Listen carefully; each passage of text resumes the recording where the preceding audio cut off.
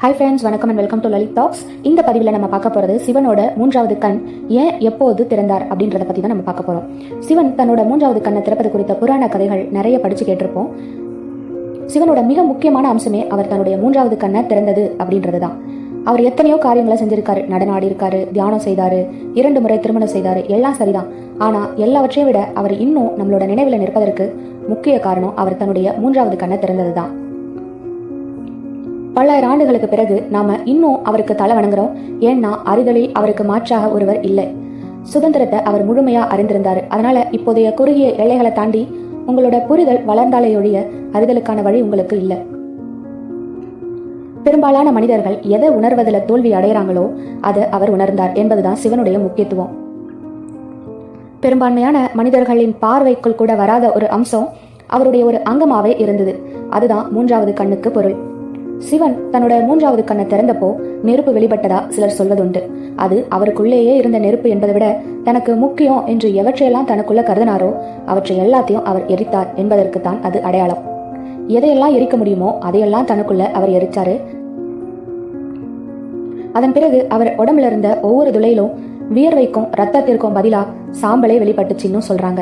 அப்படியானா மொத்த அறியாமையையும் அவர் எரித்து அழித்திருக்கிறார். எவற்றையெல்லாம் உண்மை என்று மனிதர்கள் நம்பிக்கொண்டிருக்கிறார்களோ அவற்றையெல்லாம் அவர் எரித்திருக்கிறார்.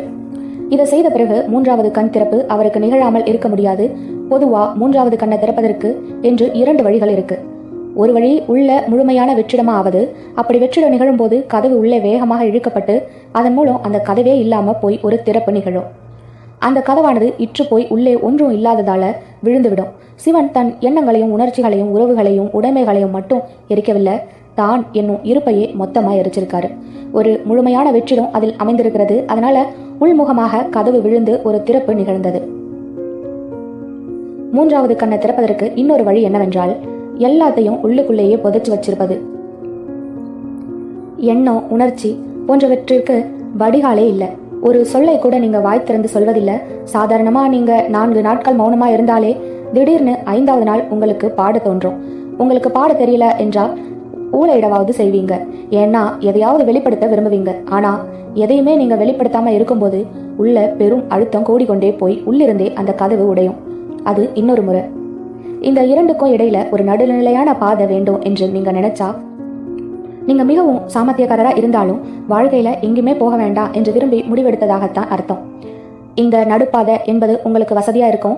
ஆனா இங்கும் இல்லாம அங்கும் இல்லாம முழு நேரம் ஒரு அபத்த களஞ்சியமாவே வாழ்வீங்க. எங்க போனாலும் சரி உங்க அபத்தங்களையே செய்து கொண்டிருப்பீங்க. இதுதான் நடுப்பாதை. நீங்க எங்கேயும் போகாம இந்த பாதையே எங்கும் போகாது என்று கடைசியில முடிவு கட்டுகிறீர்களா? அதுதான் நடுபாதை பயணம் என்பது. நீங்க ஒரு ஊர்ல நடந்து போய் கொண்டு இருக்கீங்க. வழியில ஒரு மிகப்பெரிய பாறை குறுக்கிடுது. பாறையை சுற்றி கடந்து போக 2 வழிகள் தான் இருக்கு. ஒரு வழியில ஒரு புலி உரிமை கொண்டு இருக்கு, இன்னொரு வழியில பெரும் நெருப்பு எரிஞ்சுக்கிட்டு இருக்கு. அப்படியானா நடுப்பாதைத்தான் இருப்பதிலேயே சிறந்ததுன்னு கருதி பாறை மீது ஏறி கொஞ்ச தூரம் உடற்பயிற்சி செய்வீர்களே தவிர வேறு எங்கேயும் சென்றடைய மாட்டீங்க. அதனால ஒன்று, நீங்க முழுமையா வெறுமை அடைய வேணும். அந்த வெறுமையே ஒரு திறப்பை நிகழ்த்தும். இல்லனா முழு அழுத்தத்தினால கதவு உடையும். இந்த 2 வழிகள் தான் இருக்கு.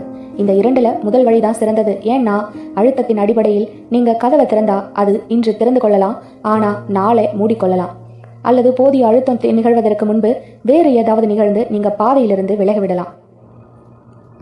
ஒரு சின்ன உணர்ச்சியோ எண்ணமோ வெளிப்படுத்தாம அழுத்தி வைப்பது என்பது பெரும் சிரமத்திற்குரிய விஷயம். ஒரு சொல்ல கூட சொல்லாம எதையும் வெளிப்படுத்தாம ஒரு அபிப்பிராயம் எதையும் சொல்லாம மனசுல எழும் எல்லாத்தையும் அடக்கி வச்சா அது சில நேரம் வெடிச்சு போகக்கூடும். ஆனா அது வெடிச்சு போகாவண்ணம் உங்களுக்குள்ள திடமா இருத்தி வைத்தா உங்களோட மூன்றாவது கண் திறந்து கொள்ளும்.